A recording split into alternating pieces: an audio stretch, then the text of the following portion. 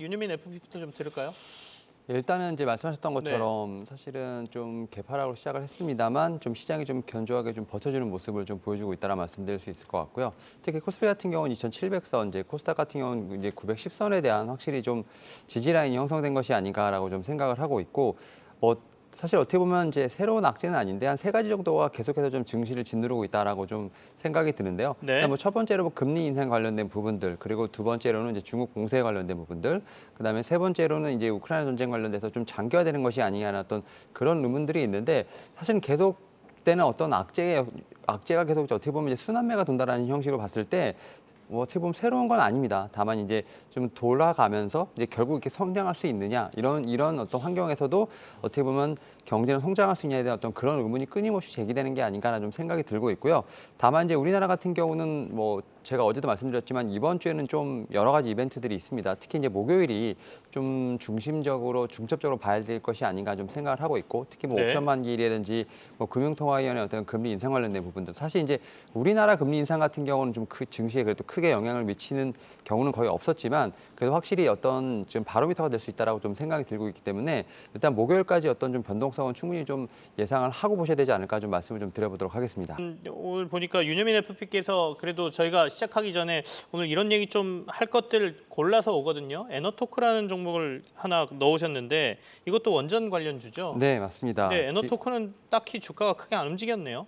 네, 일단은 사실은 뭐 네. 한신기계부터 시작해서 좀 원전주 같은 경우도 좀 개별적으로 움직이는 종목만 많이 움직였다라고 좀 말씀을 드릴 수 있을 것 같고, 사실 원전 같은 경우는 이제 정책 관련된 제가 볼 때는 이제 수혜주로서 네네. 앞서 제가 말씀드렸던 것처럼 좀 길게 봐야 되는 좀 섹터가 아닐까 좀 생각이 드는데, 일단 1차적으로 뭐 시세는 분명히 나왔습니다만 이제 원전을 다시 재가동하고 뭐 건설하고 이런 부분은 분명히 좀 시간이 걸리는 상황입니다. 결국 이러한 측면에서 봤을 때 뭐 실적이라든지 해외의 어떤 수주에 대한 부분을 좀 계속해서 체크를 해보면서 일단 종목의 어떤 방향성을 봐야 되지 않을까 좀 생각을 하고 있는데, 지금 말씀하셨던 것처럼 에너토크라는 종목 같은 경우도 지금 그 원전과 관련된 어떤 보면 중소형주라고 좀 말씀드릴 수 있을 것 같고, 사실은 이 회사가 제가 볼 때는 좀 실적에 대한 부분이 좀 발표가 나왔었는데, 작년에 이제 한 영업이익은 한 14억 정도 좀 기록을 하면서 지금 네. 전년 대비 한 280%좀 증가한 모습을 좀 보여주고 있고, 사실은 이제 원전 관련된 종목들 같은 경우는 확실히 좀 시장이 어려울 때 약간 테마성으로 좀 움직이는 좀 최근에 좀 경향이 강합니다. 그래서 정책 관련된 수혜주랑 어떻게 보면 일반 업종 간의 어떤 좀 시소 게임이 나오는 상황에서 약세장에서 좀 더 좀 움직임이 강하다 볼 수 있을 것 같은데, 좀 일반 업종에 좀 시세가 나오는 우리가 말하는 이제 업종 장세에 간다 하더라도 좀 테마적인 어떻게 보면 정책 관련된 수혜 중에서 그래도 좀 길게 볼 수 있는 게 저는 원전이랑 건설이라고 좀 생각을 하고 있고, 네. 그런 측면에서 많이 움직이지 못했던 그런 실적을 좀 이제 받쳐주고, 그다음에 좀 종목에 대한 부분에서 좀 변동성 있는 종목들, 이런 종목들 뭐 에너토코 같은 경우도 충분히 좀 모아갈 수 있는 자리가 아닌가 좀 생각을 하고 있습니다. 우리 1분기에는 조선업계가 수주 호황을 맞이했지만 이 후판 가격 인상이 된다면 다시 실적은 흔들릴 수 있다라는 부정적인 좀 분석이 나오고 있는데요. 하지만 오늘 리포트 효과도 받아가면서 대우조선의 양이 4% 가까이 오르고 있고 기자재 관련주들도 함께 빨간불을 켜내고 있습니다. 주가 전망은 어떻게 보는 게 좋을까요, 윤여민 대표님? 저는 조선주 상당히 좀 좋게 보고 있고요. 지금 이제 경기 민감 업종 중에서 가장 제가 볼 때는 피크아웃 우려가 없는 섹터라고 볼 수 있을 것 같은데요. 사실 조선 같은 경우는 뭐 작년부터 기록적인 수주에 대한 이제 얘기들이 많이 나오고 있습니다. 다만 이제 실제적으로 재무제표를 열어보니까 대부분 다 작년에 적자를 기록을 했죠. 그러니까 어떻게 보면 실적이 상당히 좀 안 좋은 상황에서 수주는 계속 나오고 있고, 그러니까 왜 이런가 생각을 해보면 결국은 이제 매출 인식의 차이라 볼 수 있을 것 같고, 작년에 실적이 안 좋았던 건 이제 2018년, 19년도에 어떻게 보면 수주가 좋지 않았기 때문에 매출 인식 시점에 대한 부분에서 지금 작년에 상당히 좋지 않았다고 좀 생각이 드는데, 결국 작년부터 이렇게 보면 수주가 늘어나게 된 것은 결국 뭐 빠르면 올해 하반기부터 내년에는 분명히 어떻게 보면 재무제표에 좀 반영이 될 것으로 보이고 있고, 네. 특히 작년에 이제 화학이랑 철강 같은 경우 이제 어떻게 보면 코로나19의 좀 수혜주라고 볼 수 있을 것 같아요. 뭐 이제 집에서 뭐 여러 가지 음식을 시켜 먹게 되면 거기 들어가는 것들이 다 이제 화학과 관련된 좀 플라스틱이다 보니까 어떻게 보면 화학 같은 경우는 이제 피크아웃에 대한 부분에서 충분히 좀 고점까지는 다시 한번 경신할 수 없는 그런 좀 상황이라 볼 수 있을 것 같은데, 오히려 조선 같은 경우는 작년에 실적이 좀 좋지 않았기 때문에 오히려 지금 상황에서 업사이드가 충분히 있지 않을까 좀 생각을 하면서, 저는 조선 3사 같은 경우는 충분히 전고점을 좀 넘어갈 수 있는 흐름이 나오지 않을까 좀 생각을 하고 있고, 다만 현재 상황에서 좀 주가가 지지부진한데 사실 이러한 좀 상황이 어떻게 보면 좀 매수의 순간이 아닐까 좀 생각을 합니다. 경기 이제 시크릿컬 업종 같은 경우는 좀 단점이 좀 오래 누워 있지만 장점이라고 하면 한 번 올라가면 또 빠르게 올라가는 좀 부분이 있기 때문에 네네. 이러한 측면에서 오히려 지금 뭐 포트의 일부라도 좀 조선주 같은 경우 좀 담아놓는 게 어떨까라고 좀 말씀을 드려보도록 하겠습니다. 윤여민 FP는 이렇게 물어보겠습니다. 오늘 시장에서 지금 뭘 봐야 되겠습니까? 오늘 시장에서요.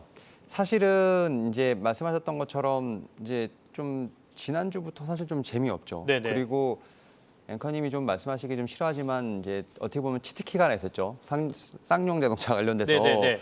그런 종목들만 많이 움직이고 좀 일반 업종이 좀 움직이지 않는 상황에서 제가 쌍용차를 싫어하는 건 아니에요. 근데 거기에서 이제 플레이하면서 들어온 지금 두 개가 그 쌍방울 그룹하고 KG 그룹이지 않습니까? 네. 근데 이제 워낙 시장을 시끄럽게 하면서 혼탁스럽게 하니까 그런 얘기를 드렸던 거고요. 네. 물론 가능성도 있고 뭐 하겠다고 했으니까 의지도 있는 것 같으니까 진행 상황을 좀 보면서 조심스럽게 투자하자라고 말씀드린 거죠. 네. 그러니까 결국은 이제 그렇다 보니까 1분기에 네. 좀 어닝 시즌 시작되다 보니까 이제 관련돼서 좀 실적의 가시성이 좀 뚜렷한 좀 이제 업종이나 좀 일반 지금 섹터를 좀 보면 좋지 않을까 좀 말씀을 드려보도록 하겠는데 네. 최근에 보게 되면 지금 2차 전지가 그래도 좀 꿈틀꿈틀하는 모습을 좀 보여주고 있거든요. 오늘 그래서 2차 전지를 좀 보는 게 괜찮을 네, 것 같다. 그래서 네. 오히려 사실은 이제 에코프로베인 같은 경우 솔직히 유증무증 같은 관련돼서 좀 시장에서 좀 어떻게 보면 어떻게 보면 호재가 좀 나왔음에도 불구하고 이제 좀 시장의 밀림에 따라서 좀 같이 밀렸던 오히려 이제 좀 매수의 구간을 좀 주는 구간이 아닌가 좀 생각을 하고 있고 사실 작년에 좀 양극재가 워낙 좋았기 때문에 네. 올해는 좀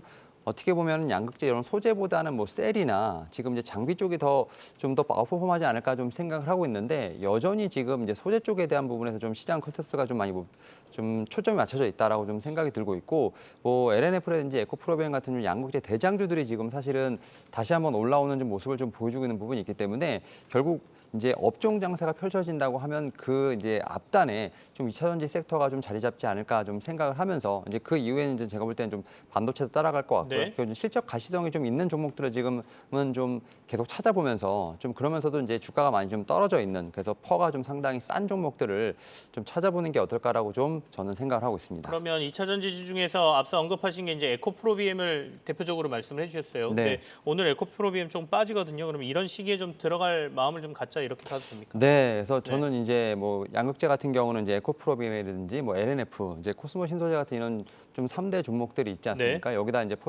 포스코 케미칼 같은 경우는 이제 뭐 양극재, 음극재 좀 같이 하지만 제가 볼 땐 이 종목들의 지금 어떻게 보면 업종 시세가 나온다고 하면 밑에 있는 종목들까지 같이 좀 올라갈 것으로 보이고 있고 최근에 뭐 리포트를 보게 되면 이제 에코프로비엠하고 이제 LNF가 좀 상당히 집중적으로 좀 나오고 있어요. 특히 이제 테슬라와 관련된 쪽으로 이제 LNF까지 좀 같이 나오고 있는 부분이 있기 때문에 저는 일단은 뭐 지금 상황에서는 이런 대장주를 조금씩 모아가는 것도 하나의 좀 어떤 트레이딩 매매 전략이 아닐까 생각하고 있습니다.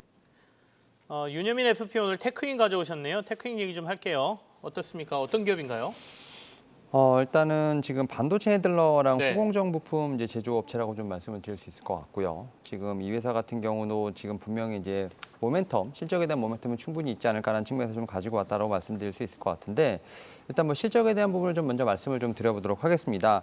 1분기에 영업이익 같은 경우 147억을 좀 기록을 하면서 전년 동기 대비 한 지금 428% 증가했다고 지난주에 좀 공시를 했습니다. 또 매출액 같은 경우도 604억을 좀 기록을 하면서 전년 동기 대비 77% 정도 상승했다고 얘기가 나오고 있는데 별도 기준으로 봤을 때 역대 1분기 중에서 최고 수준의 실적을 좀 발표했다고 지금 좀 보이고 있고요. 네. 사실 작년에 좀 차트를 보시게 되면 작년에 좀 주가가 좀 상반기엔 좋았다가 좀 하반기에 좀 많이 흘러내리는 좀 그런 모습이 좀 나왔는데 결국 상반기에는 좀 실적이 상당히 좀 괜찮았습니다만 하반기부터 이제 코로나19 확산세로 인해서 전방 사업 쪽에 특히 이제 SSD 밸류 체인이라든지 OLED 디스플레이 검사 장비 밸류 체인이 살짝 좀 무너지면서 이와 관련돼서 좀 수주가 많이 떨어지는 그런 부분으로 해서 주가가 좀 많이 하방으로 좀 많이 좀 내려온 모습을 보여주고 있는데 지금 1분기에 좀 실적이 좋았던 것처럼 올해 분명히 실적에 대한 턴어라운드가 예상된다 말씀드릴 수 있을 것 같고 특히 상반기에는 뭐 메모리 핸들러 쪽 이제 수요가 좀 증대될 것으로 보이고 있고 하반기에는 뭐 계속 얘기가 나오고 있습니다만